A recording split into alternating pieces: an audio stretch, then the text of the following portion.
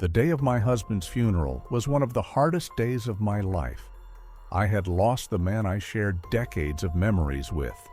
My heart was heavy, my eyes swollen from crying, and yet I had to stand strong for my son, for my family, and for myself. But I never imagined that grief would be followed by betrayal. As the service ended, the lawyer stood up to read my husband's will. Everyone gathered close.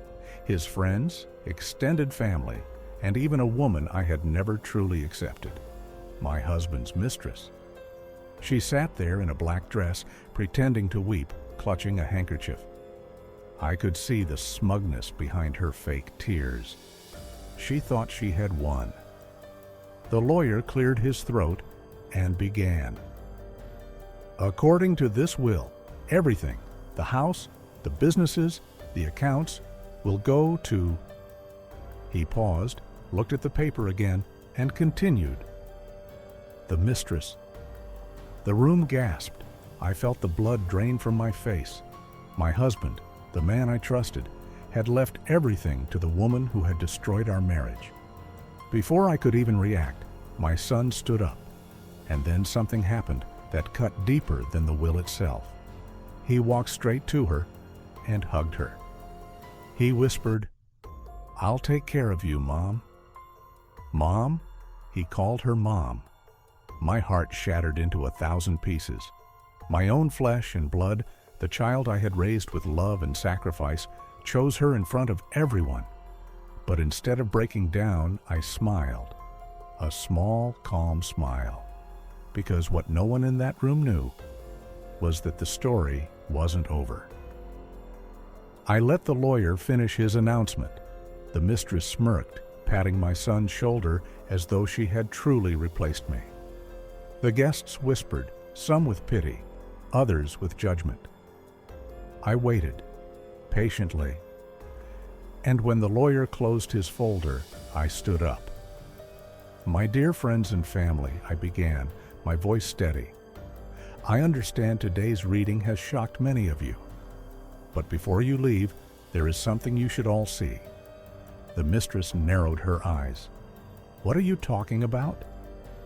I reached into my handbag and pulled out a sealed envelope. The paper was old, but intact. This, I said, holding it up, is the real will. Gasps filled the room. The lawyer frowned, confused. Madam, what do you mean? This is the only will I was given. I walked over and handed him the envelope. Because you were given the wrong one. My husband may have been unfaithful, but he was not a fool. He left a copy of his true will with me, one that was notarized and recorded properly. Check the signatures, the dates, the seals. It's all there. The lawyer hesitated, then opened the envelope. His eyes widened as he read through the pages. This is valid.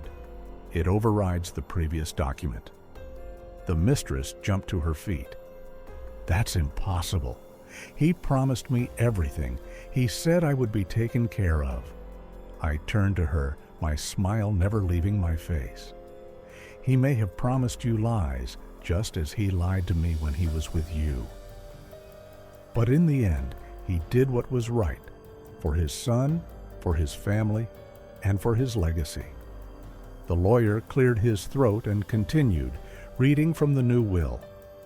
To my beloved wife, I leave the family home, our joint savings, and the main shares in our business. To my son, I leave my investments and the remainder of my estate, to be managed by his mother until he comes of age. The mistress's face turned pale. She trembled, gripping her chair for support.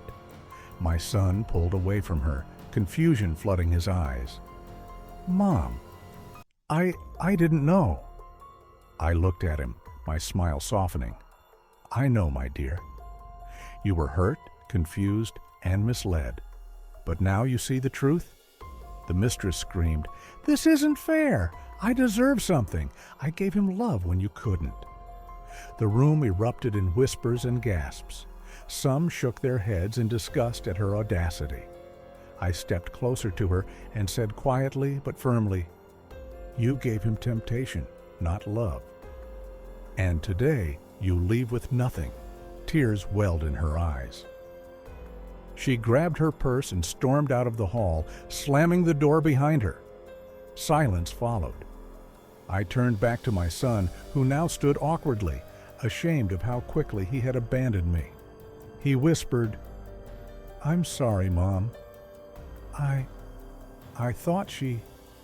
I hugged him tightly, tears finally spilling down my cheeks. "It's all right. Sometimes the truth takes time to reveal itself, but I will always be your mother.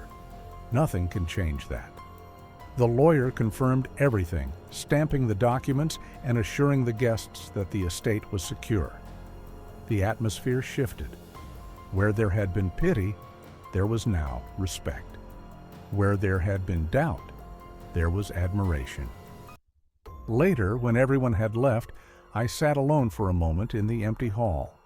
My husband had hurt me deeply in life, but in death, he had given me one last gift: justice. And as I looked at my son, who now stood faithfully by my side, I realized something important. Money can come and go. Promises can be broken.